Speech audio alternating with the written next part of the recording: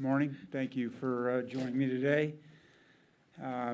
Obviously had way more time than I want or I'd hoped for to reflect upon the season over the past few weeks.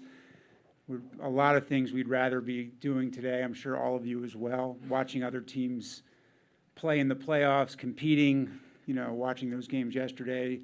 Not an easy thing to do, but really over the past few weeks, combined with, the losses, was the stark reality that the past 4 seasons we played meaningful games all the way through September, and that playing September baseball games without playoff implications is painful. It's tough. It's not where we want to be, not what we want for our fans, and certainly not enjoyable for us either. This past season was a bitter disappointment, incredibly disappointing. And as a leader of the organization, the accountability and the responsibility for that clearly rests with me and lies with me. I get woken up each night, have trouble falling asleep, thinking about the fact that we're letting down fans, that we're not creating the opportunity for fans to build memories around October baseball, that parents and kids are not having more opportunity to celebrate the special aspects of what October baseball and playoff baseball can mean. Our fans clearly deserve better, but the time now is to move forward. We need to learn from the setbacks this past year, from the challenges. We need to find a way to get better. That work has already begun. Over the next month, we'll work to formulate a plan and articulate that more clearly as we move into the winter meetings and GM meetings to you and to our fans. I'm confident that next year will be a much better year. Andrew. Thanks, Mark. If you have a question, please raise your hand and we'll get you a microphone. Please state your name and your media outlet, and we'll do one question and one follow-up. Keegan? Thank you. Keegan Matheson, MLB.com. Mark, thank you for doing this with us today. When you look at what was within your control this year, how do you evaluate the front office and what they could have done better to avoid this? Well, I think the evaluation is, always looking at the year for sure, and then looking at the years prior as well. Some of what happened this year was injuries. Injuries are tough to forecast and tough to overcome. Usually if you don't overcome them, it's 2 things. One, it's lack of having quality depth and quality alternatives. In some cases, it's almost impossible to overcome, if it's to a player that you expect to contribute in an extremely meaningful way, to be a core part of what contributes. But I think that's probably the key thing, is that we need to have better depth. Wasn't just injuries, and clearly we need to be more thoughtful about the way we're producing runs and our bullpen in particular this past year. And looking at your front office, will there be any changes into the front office, and why or why not?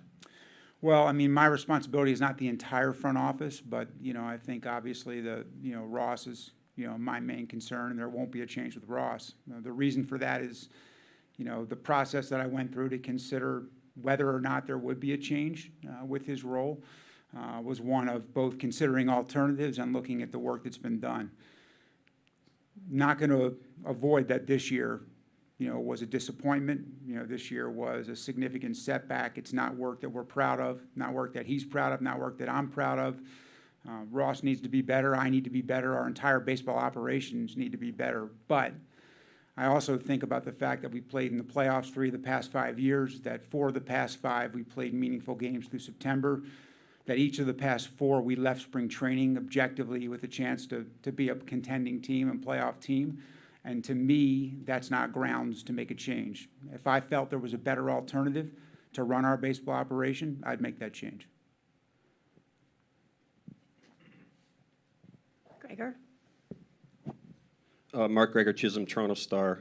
In the last week, Mark, there's been a lot of coaches at the big league level, minor league level, who have either lost their jobs or been reassigned. Earlier in your tenure, there's been a couple managers dismissed, other spots within the organization. You've talked in the past about, when asked about Ross Atkins, the benefits of continuity that can have in the organization. So I guess my question is, why is the front office being held to a different standard than the rest of the organization?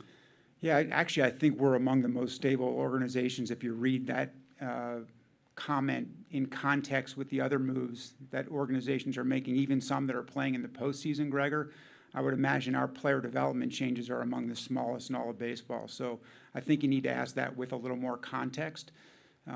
We're working to get better. We're working to address, the challenges we've had. We've had almost no changes on our coaching staff, major league coaching staff, over the past 5 years.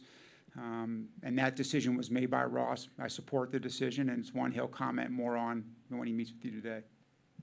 I don't disagree with you in terms of the overall player development and changes. I mean, you've been here for a long time, but you are making a lot of changes this specific offseason, especially with the coaching staff, all the way down to player development. You guys are now 9 years in. Why this year? Why are you doing that now as opposed to looking more at the front office itself? Yeah, each year we go through a process of reflecting. Again, I'm not evaluating the player development system and the major league coaching staff. That's not directly my responsibility.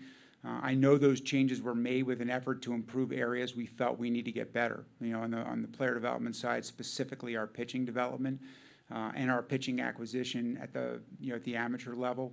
And on the major league coaching staff, those obviously the changes directly correlate with the two biggest challenges we had on the team this year. So I don't view those to be out of the ordinary for any year. And I think, again, those questions will be better answered by Ross. Ben? Hey, Mark. Ben Nicholson-Smith, Sportsnet. You mentioned earlier that this past season is not work that you're proud of as a front office. I guess what specifically are you not proud of? On the baseball side. Right. I'm talking about the team. So what specifically, as far as team building, are you not proud of, and what would you want to see change going forward? Win. Ben, it's not like a mystery. We objectively thought that we had a team that was good enough to win the American League East and play in the postseason. And, I can't think of a bigger disconnect from expectations in the time that I've been here. The expectations going into the season, which are not just anecdotal and gut-based expectations. They're based on some real information and real track records of players. But to have that underperform so resoundingly, collectively as a group, is extremely tough to accept and to swallow. So results-wise, that makes sense. And then process-wise, are you proud of the process, or when you talk about not being proud of the season, does that extend to process at all? Well, the process is what contributes to the results, so it's got to get better. It's got to change, and we got to learn from it. Rob?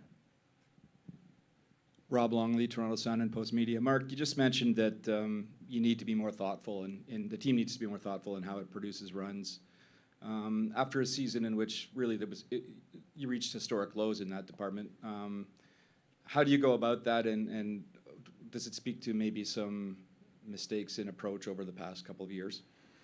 Yeah, I think it warrants some real reflection on the way we're putting the team together and combining talent. Again, that's not my direct responsibility, and I think Ross can probably comment more specifically on that. But throughout my conversations, and certainly I'm watching the same games as he is and you are, and it's just as frustrating for me knowing the amount of talent we have and thinking we should be scoring more. So we've got to take a long look at that. That's a process of doing a few things. One, evaluating this year. Two, evaluating our alternatives internally and our alternatives externally, and that's part of the process of putting an off-season plan together. But certainly learning from the past few seasons and some of our offensive disappointment is one of the things that we're seeking to do now. We have already, all that work's already underway. And for a while now, Vladdy Guerrero Jr. has been seen as sort of the cornerstone of this franchise. Do you still view him that way, and how do you make that? How do you go about continuing to have him be that? Yeah, I think Vladdy is a guy we certainly appreciate both the performance, what he brings to this team, in the clubhouse, as well as energy and his positivity. Certainly our core offensive player, without a doubt. Looking forward to him being a big part of us turning around the offense next year and being a better team, a championship caliber team next year. No short of gratitude and appreciation for that. Shai? Mark, you've in the past talked about the value of stability. You've mentioned here need for learning, for change. But I'm wondering, how can change happen without some additions of different perspectives? How are you going to ask people who have done things a certain way to suddenly deviate and proceed forward on a different path? Yeah, I think it isn't necessarily different, not valuing different perspectives. You know, we're going to certainly get those, whether it's, you know, potentially adding people to the front office, whether it's elevating and asking other people to give opinions that, you know, may not have voiced their opinions in the past. But I think it's not necessarily just, you know, who the people are, Shy, but how they contribute and how their information is, and then the process that we go through putting the information together to make a decision. So, you know, I think the framework that we use to make decisions, how we weight information, you know, both internally and externally, all those things can, you know, we can learn from the way we've done that in the past. Given your experience, what is that process of evaluating the way you guys go all about that? Because if I'm listening to what you're saying, you're kind of reflecting on how much do we need to change here? And there's people are always can be reluctant to change, or maybe they can't because skill sets aren't there. Like how does meaningful change happen? Yeah, that's in it's a good question. I mean, it starts with we've got to be open-minded, and I really do believe the group of people we have down there are not entrenched in their beliefs. You know, we are reconsidering everything. We're being thoughtful about, you know, where the shortcomings have been. There had been a lot of success here over the last 5 years. You know, it doesn't feel like that in this moment because it was so tough to watch what we watched both this year and certainly in the last few weeks as it got even worse. But those same people, you know, built a very good baseball team over the past 4 years prior to this. So we need to be open-minded. We need to completely reconsider the things we're doing. And I think that aspect of our organization is in place. There's no one here that thinks they have it all figured out. There's no one here that's not open-minded enough to reconsider the way we go about building a team and putting a team together. And that starts with Ross. He models that open-mindedness, and it really is pervasive throughout the organization. So I don't have any worry about that. Mike, and then Carl. Mike Wilner, Toronto Star. Thanks, Mark. First, a two-parter about Vladdy. Two-parter. It's like a Two-parter. talk radio Right. question. Do you believe that Vladimir Guerrero Jr. is a generational player? And the second part of that is he said in the last week that his door is open for contract extension talks. And do you plan on walking through the door? I don't know, generational player, like what's your definition of that? He's one of the better offensive players in the game today. You know, I'm not sure, and certainly has the opportunity to be a generational player, you know, because of how young he is. So, but that's to make that decree at 26 years old is not, you know, he has the opportunity to be a generational player. It's tough. You know, when you go to the Hall of Fame, what separates the players in those plaques is that they played the bulk. You know, they stayed healthy and they just contributed for 15 years, 18 years. You know, you think about Pete Rose and, you know, him passing away and, you know, 200 hits, how hard that is to do. Vladdy knows just how hard that guy did it 22 times. I mean, that's beyond belief, right? So he's a great talent and emerging into a great player, and it certainly has a chance to be that type of player. As far as contractually and what happens here, you know, I listen, we believe in the same thing, and we're going to stick with that we don't talk about ongoing or active conversations and negotiations. It just doesn't serve any positive purpose. Doesn't mean we don't appreciate him any less. You know, hopefully we'll be able to talk about that and clarify that in the year to follow. But we're just not going to comment on that, you know, while we're talking. And the second thing is, this is the second straight year where you've sat down here in front of us and said Ross needs to be better.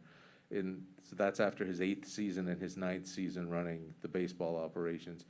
I guess how many times are you Well, I'm never not comfortable- going to say we need to be better. You know, like I think if you ever think you're done getting better, it's time to leave the job. So, you know, we as collectively, I wake up every day thinking about how to learn, grow, and develop and get better. You know, I don't have it all figured out. I think anybody in any job that thinks they've got it perfected and, you know, are done learning and are done growing, have to reconsider that. You know, you have to be open-minded, you have to be humble and recognize you need to get better.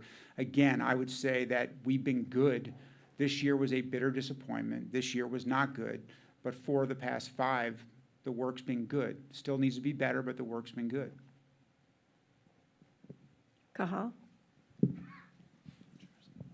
Hi, Mark. Cahal Kelly with the Globe and Mail. Now that Rogers is moving to take over Maple Leaf Sports and Entertainment, it seems inevitable at some point that they will consolidate their sports assets. You've worked under Rogers now for a decade. Would you think you'd be the leading contender to run that consolidated sports entity? Not something I've given any thought or time to. That's the first time I've actually thought about it, as you asking that question. Obviously, I've got my hands full running the organization here, Cahal, and I think I'm excited for knowing the commitment and the support that we've received here, and you've seen the investment that we've received here from Rogers.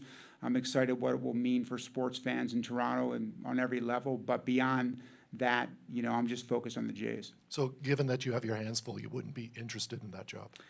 I mean, again, I don't ever spend time thinking about anything other than what I'm doing now. Ian? Ian Harrison with Associated Press. Given that you sort of referenced the sort of being up at nights as you were, respecting that you don't want to be too open about contract negotiations, but how does sort of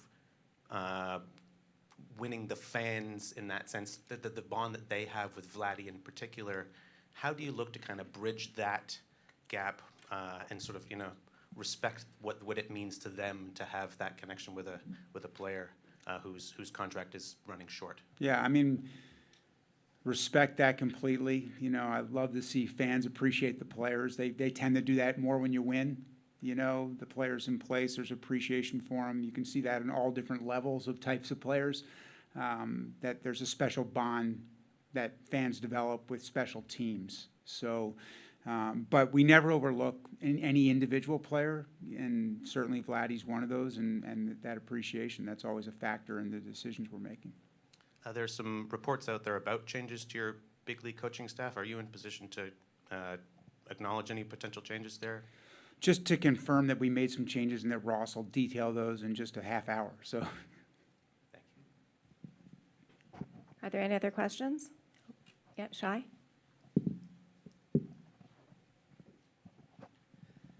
Mark, just from an asset management perspective, what does it look like for you guys to go into the season potentially with Bo and Vlad, potentially on expiring contracts? What are the risks? What are your comforts with that risk? Especially what it could mean if they end up departing for nothing but draft picks, given where your farm system is. Yeah, I mean, that's a reality when you're thinking beyond next year. That's probably one of our biggest overarching challenges, is losing 2 players of that level of talent and capability and upside, and at this point of their career. So that'll be among our biggest challenges after next year. But those are, again, you know, we've talked before, those aren't things we're just thinking of. We'll wait till the end of next year to think about. We'll continue to try to address that as we're also building next year's team, Shai. And with your own status, has there been any change to your contractual situation? I mean, that's not something A, I'm thinking about, or B, would I comment on. It's not my place to comment on that. Rosie? Rosie DeMano, Toronto Star. You'll understand why I can't identify the player, but one of your players said told me recently, that this club was, quote, a fucking shit show. So, excuse the language. That's what I would expect from you, Rosie. You're such a charmer. What would your response be to something like that when that is coming from somebody in your own clubhouse? I was actually really proud of our clubhouse all year long, both player and coaching staff. You know, I think that in situations like we had this year, those cracks tend to get revealed, and I thought our clubhouse remained, you know, for anybody that was here frequently enough to actually observe or be around the team, our clubhouse remained unified, it remained positive, solution-focused. Listen, no one ever enjoys or is celebrating, you know, disappointing years and tough seasons, but You know, this year was painful for all of us and for the players included, but the environment was incredibly constructive and positive in the light of the challenges. Gregor? Yeah, Mark, similar to Shai's question, reports have suggested that your contract is up after this upcoming year. I understand if you don't want to get into the negotiations of it, but how do you kind of sell free agents? How do you sell Vladdy and Bo on the kind of the long-term vision of the organization when you yourself necessarily aren't contractually signed long-term? Yeah, it's interesting. I've been asked that question in the past, Gregor. I guess I feel so strongly about the city, the opportunity to play for this organization, this team, the infrastructure that's been provided for our players, both in Dunedin and here, that it's easy for me to talk about how great it is to play here. I've never really had a player ask ever in a negotiation, like, what's your situation? You know, they tend to look at all the other variables that exist in place. I think what we need to be sure we can explain is more focused on what the plan is to be a championship caliber team next year, not necessarily mine or anybody else's contractual situation. Ben? Mark, what's your expectation for payroll for 2025? Yeah, that is not complete yet. You know, again, this is an early time to ask that question. A more appropriate time for us to have the answer would be probably the next time that we get together around the winter meetings or, you know, the GM meetings. But we never announce exactly what the payroll is. I did say to you mid-season, and I still feel pretty strongly that, you know, what we'll go through is kind of working through a team, working through alternatives and a plan. Then I will sit down with ownership and kind of walk through what the parameters are. It's not going to limit anybody Ross pursues in the offseason, anybody. So there's always some flexibility within that number. I don't see it being dramatically different next year. I know that's not a precise number, not that I would ever give you one anyway, but I don't see it either growing or decreasing in a big way. Shai? No? Okay. Caitlin? Hey, Mark. Hi, Caitlin Caitlin. McGrath, The Athletic. Ross will probably talk about it more, but just your evaluation of the job that John Schneider did this year? Yeah, I thought Schneid's had a good year from a standpoint of what I said earlier. We stayed solution focused in the light of a lot of headwinds and a lot of challenges and ongoing setbacks and injuries, and you know, he was just focused on how to lead his staff to find a way to get better. That is not always easy to do. It's easy to feel sorry for yourself. It's easy to point fingers and place blame. That's usually what does happen when things are really disappointing and adversity hits in a big way, and that never happened on his staff. So he's the leader of that staff, so I think that's a credit to him. I think he keeps getting better and will continue to get better. Rob? Hi, Mark. From the time you've been here, you've been consistent in your belief and conviction that a strong farm system leads to a strong team. Obviously, there's been some depth issues lately. How much do you think that's conspired to what's happened over the last couple of years? Yeah, I think that was a big part of this year, particularly on the pitching side and the bullpen. You know, is that we didn't have the depth we needed, or it didn't respond the way we needed. I think we've spent a lot of time. I've had some conversations with Ben a little bit about it from an article he wrote earlier, looking very objectively. And obviously when you pick later, when you win, which I know we're not talking about winning, but we did win 4 of the last 5 years, so we picked later in the draft. We picked 20th last year. When you lose picks for free agents and when you trade young players, it takes a hit. We need to continue to be better as an organization at identifying and acquiring talent, but we did a pretty good job in light of that context and those situations. We also took advantage of the misfortune of this year to add 13 players to our system, which dramatically improved our system. So both the steps that guys like Roden and Kasevich took, you know, this year, along with the 13 players we added, I think this system is and a good draft. The system is in a lot better place now than it was a year ago today. So not something we can take our foot off the gas on. We need to continue to pursue a better system with a sense of urgency.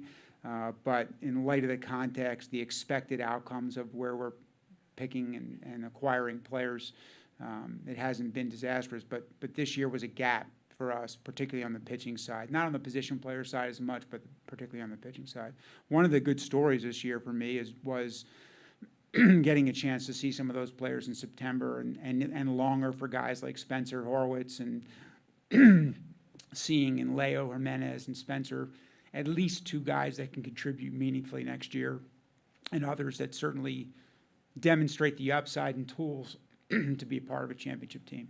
At the very beginning, we've had goals to bring championships back to Canada, and that certainly remains. And I know that I need to take a step in order for us to do that, and I'm committed to that. Okay, we'll turn it over to question and answer. Raise your hands and we'll get you a mic. Start with Keegan. Ross in the back here. When you say that you do need to take a step and make changes, what do you think that you yourself need to do better for this team to be better? Yeah, I really think it comes down to balance in our roster construction, and that doesn't mean the obvious things like left-handed versus right-handed. Could be those things too, but I think it's how each player complements one another in that clubhouse and how they're supported. So that's the staff, that's me, that's the players, and the roster construction piece is something that we've learned a great deal about in the last year. Can you walk us through changes to your coaching staff and why any of these changes are being made?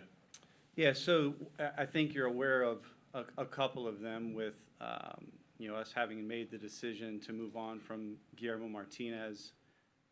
Gil Kim will not be returning to the staff as our field coordinator. Jeff Ware will not be returning to our staff as the assistant pitching coach in the bullpen. We've also made an adjustment to Donnie's role. Donnie is no longer going to be overseeing the offense. He will go back to a more traditional role of a bench coach.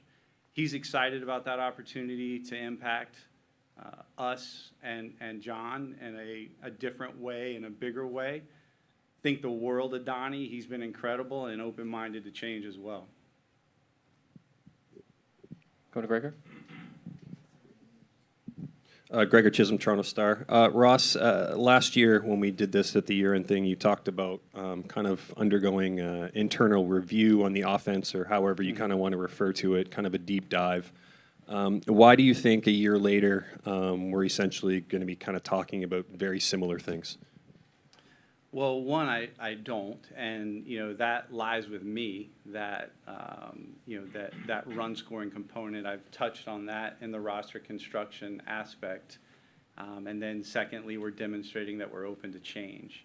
So I think those adjustments will make things different than a year ago. I think last year we were trying to use similar voices and similar resources in a different way, and this year we're going to obviously need to do that too, but we're also open to the change of personnel. At the end of that review, if you guys decided a year ago that you weren't going to make changes, and then a year later you're making them, are you making the changes a year too late, or why did you not make the changes last year versus this year? No, we felt that we've been committed to growing and learning and being open-minded, and we felt that we could do it with the people that were here. Again, that is on me. These individuals did nothing wrong. Guillermo Martinez has been very successful, a big part of some individual's success, and he's been with teams that have scored a ton of runs. But as John and I worked through it, we felt that asking people to do things differently again was not going to be quite enough, so we wanted to get new voices in. Go to Ben. Ross, if Guillermo's gone and Mattingly is the bench coach, who do you plan to oversee your hitting?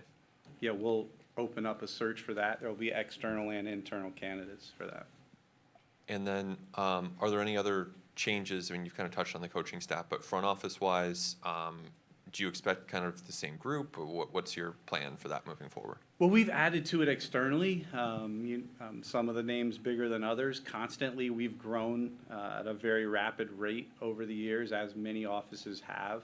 We'll continue to do that. We're open to external ads as well. We have individuals that we're already talking to. And then we always are thinking about the structure and thinking about ways to be more innovative and efficient. Go to Caitlin. In terms of off-season priorities. You mentioned the offense already, but just can you kind of take us through what are going to be the off-season priorities in order to take this team from, you know, this disappointment to some team that can contend next year? Yeah, we've you know, we've got a lot of work to do, and we've got some time to do it. We've obviously already started that work. And there are some obvious areas that adding run scoring and adding to our bullpen, you know, are easy to point to as opportunities, but we want to be really comprehensive and creative to make sure that we're doing it in a way that ensures we take a step. You know, as I've talked about, I need to be better. I have got to do a better job of building that team around a very good core that has been successful, and I'm committed to doing so. Just in terms of the bullpen, do you foresee there needing to be most of the improvements coming from externally, or do you see some internal options that can help raise this bullpen back to, you know, league average or above league average? Yeah, last year, you know, coming off such a successful year and returning that group seemed like a very solid play. None of us expected the level of injuries that we had. I mean, you have to account for those, but in addition to the performance setbacks, then we also had injuries to players that would have been depth for us. So we have to have more depth. We have to do a better job of avoiding injury. And this year, we have to be probably more aggressive on the external ads. But last year, Chad Green, obviously he was here the year prior for some portion of that. But Chad Green coming into the fold was the most significant ad, and we'll probably be looking a little bit more aggressively than that. Go to Ian. Thank you. Ian Harrison, Associated Press. Just one more on the coaching staff. What's the implication for DeMarlo with those changes? It's a great question, and John and Donnie and Dee have already talked about that a great deal, and they're going to talk about that balance. The scope of the managerial role every year is greater, in my opinion. It never gets easier with the amount of resources, with the amount of stakeholders.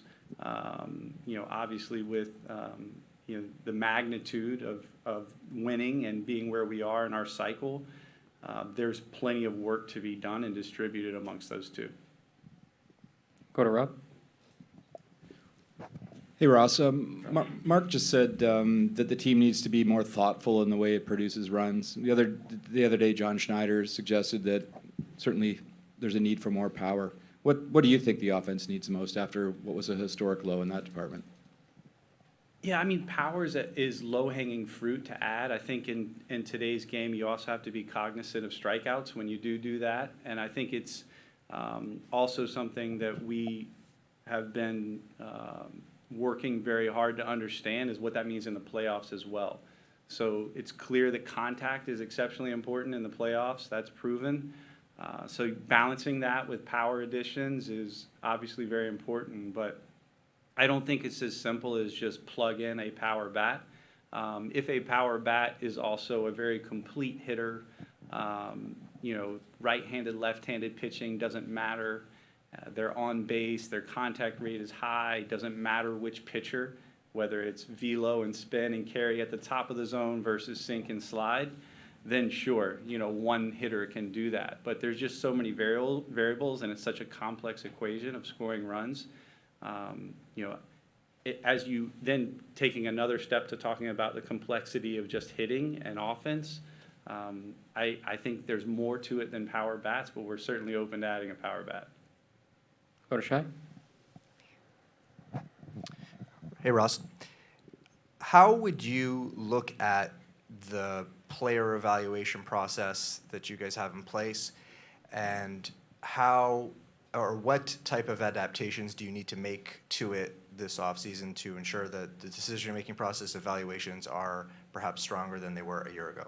Yeah, it's interesting because the, you know, talent acquisition in our view has been strong. As you look at the players that have come, if you think either projections or if you're just looking at contributions in a very basic way, like, okay, did they do what they normally do, and how were they as defenders and base runners? The identification of talent has been strong for our group. Our pro scouting and research and development group has been strong in that area. It's on me to complement it better and then it's on us to deploy it in a way that is maximizing the group. Okay, and just in terms of back to the hitting, the offensive piece, a lot of different elements can come into play. How do you see sort of where you guys are at hitting against fastballs and power pitchers, contributing or being an area that of opportunity or area you need to address? Yeah, it's really this year we just didn't drive the ball. You know, Vladdy did obviously, you know, certainly in the second half, but we just didn't drive the ball as much. So we made good contact. If we faced good pitching, we had no problem putting the ball in play. We weren't driving the ball. We weren't getting into advantage counts as well as we actually. We were getting into advantage counts at a fine level. But then doing damage is where we saw guys just take some steps back, and I feel like that's, again, like that's something I've got to figure out and how we're supporting them. We'll go to Greg.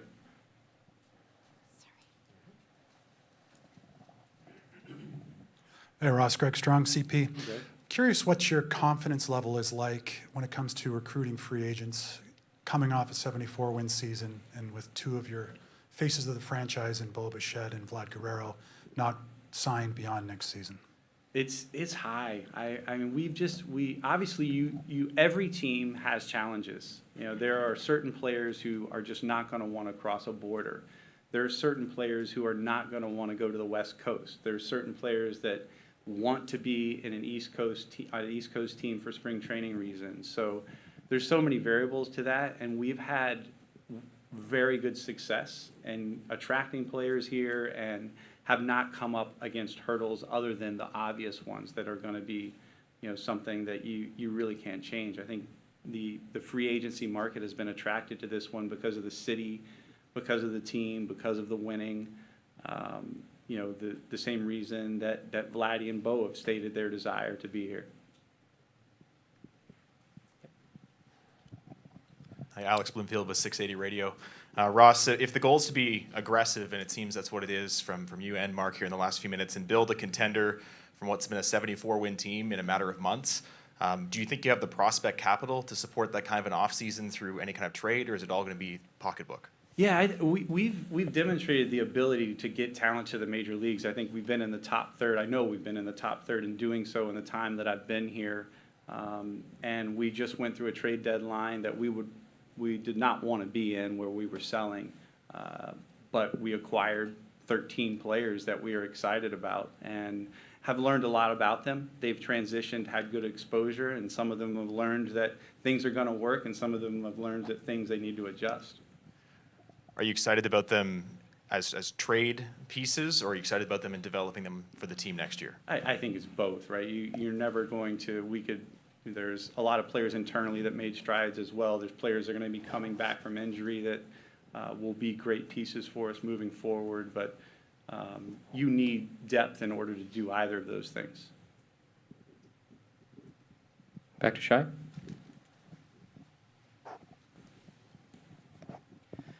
Ross, as you look at what could be potential negotiation with Vlad over a contract extension, what potential impact do you see Juan Soto and perhaps his contract having on those discussions, and perhaps where sort of salary projections could go with his deal? Yeah, well, one, Vlad's here next year, and it's too hard to project on what's going to happen with Juan Soto, the structure of his deal, the magnitude of his deal. We'll see. It's could have some impact, but we'll see how that goes. Go to Ben. Ross, I'm sure you guys will kind of keep an open mind as far as how you would go about improving this offense, but in your minds, how many offensive players do you think that this lineup needs to improve? Well, if you look at the versatility that we have, we're going to need, as I've said, this is the same for every team.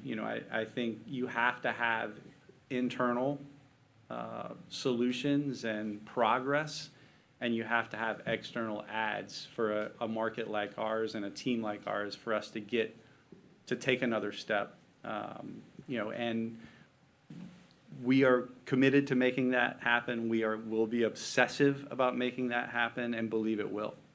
So is that 1 to 2 players? Is that more? Is that Like, one? Yeah, I think we'll see, right? Like, we need to do the work on that. I don't want to commit to a number of players that we have to add via trade or free agency is what I'm assuming that you're targeted at. You know, but we understand that we have to take a step, and I'm just saying there's multiple ways to do that. We'll go to Gregor. Ross, in terms of asset management, are you prepared, if you cannot get a long-term extension done with Guerrero or Bichette this offseason, are you prepared going into next season having 2 big assets like that with the risk that they could potentially leave for almost nothing at the end of the year? Well, we're prepared for anything that can happen to us, and I think if you're asking what does that mean for our organization, is we have to continue to think about what's best for us to win. To win now, there's a lot of urgency around next year. Having said that, you know, you cannot lose sight of what that means long term. So, being prepared for having a solid, strong organization that can sustain winning, you have to always think about the short term and the long term. Would you have to trade one of the 2 if you didn't get them signed this offseason? No, I don't. I would never say that we have to do something or don't have to do something. And we're fortunate to have incredible support that we aren't ever backed into a corner that way. Now, should you and, you know, will you and would you are different questions that I'd rather have more information to answer. Okay, and then the last couple of months, you guys have been kind of going through this evaluation, kind of audition phase, looking ahead to 2025. Now that you've had a longer look at the guys you acquired at the trade deadline, some of your younger prospects as well, is there anything that you guys figured out in the last 2 months that you can now cross off the list in terms of we don't need to go after this offseason because we have these guys? Yeah. I think it's just depth. So if you look across our infield, we have a lot of alternatives, and then we have strong alternatives in our outfield as well. I think what we've proven is that we're going to have versatility and depth in both areas.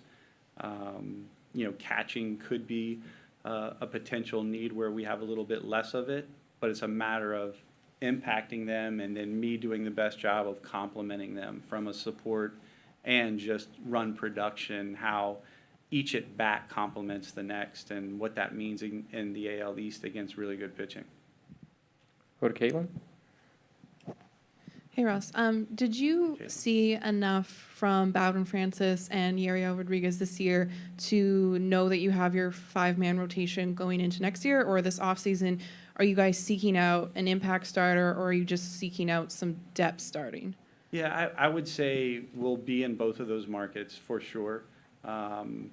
You know, we are afforded the ability to do so, where we don't have to be in the impact market, but we will stay in it. Oh, sorry. Just to follow up, just on Bowden and Yariel, what did you see from their season that maybe has you feeling good about them being a part of the rotation next year? You know, speaking, I'll separate them, but a lot of similarities. But from Bowden, the thing that was so impressive to me was the strike throwing. I mean, obviously the split gets a lot of attention, but his ability to be aggressive in the zone just separated him. And really, really impressed with his poise to have dealt with that stretch of historic performance and a couple of runs at no hitters. That takes a special level of poise. And from Yariel, from a guy who he didn't pitch for an entire year and comes to a new country entirely, not speaking another culture, language, yes, but just such a different culture and professional environment, and to just have no fear and not back down. It's really interesting talking to him about his experience and his growth, to now think about how much his routine is going to change and making sure that we help him manage that in an effective way. Because of the cultural differences in professional baseball in Cuba and here in North America. Back to Shai. Russ, just because we've been talking about sort of next year, just for clarity, is next year definitively your approach is to be competitive and to try and win, try to get back to the postseason? Or is there a scenario that could play out this offseason where you guys could seriously consider some sort of step back and partial further reset? So yes to the first question, no to the second question. So we are definitively committed to this core. And I've said this to Bo and Vladdy, that they have done very powerful things already, and they've done them as a team. They've done exceptional things to win in the AL East, and not enough to their standards, nor mine, and certainly not the fans. But what they've accomplished already is exceptional, and there's a lot of good baseball ahead of them, and I hope it's together. Given what you've just said there, from a payroll structure standpoint moving forward, can you build around two very significant contracts for both of those players and still have room to augment them just next year and also beyond next year? Yes, we can. We've had incredible support here, and that is certainly a possibility. Now, that doesn't make it just happen because it's a possibility. It's extremely difficult to sign one player to an extension. Signing two is difficult. Building around them also still requires making sure that our farm system continues to contribute. Go to Mike. Hi, Ross. Mike? When Mark was in here before, he talked about not having enough depth. You've talked about not having enough depth, and especially in the bullpen. But the bullpen coach loses his job. So can you just explain the thinking there? Yeah, no, that's a very, it lies with me. Like I'm the one, Jeff Ware did not do anything wrong. He's done some good things in this game, some great things he will continue to. We are looking to make incremental improvements, and we made, John and I, the very tough decision to have another voice come into the fold, another skill set come into the fold, that Pete is obviously very involved in that, and as opposed to asking Jeff to do things differently, even though the year before we had success. But the game moves fast. It moves fast, and I think the world of Jeff, and we had to make a very, very difficult decision. And sticking with the coaching staff, last year we heard how excited Donnie was to have a bigger role in the offense, and how excited you guys were to have this wonderful hitter helping out. Now we hear how excited he is to step back and do what he was doing the year before. What was the year of the offense under Don like from that perspective? Yeah, we just need to change the structure, and he's open to it. So it's a combination of urgency, a trend over the last couple of years, and ensuring that we are doing everything to make incremental progress in a very complex problem. Go to Fernando.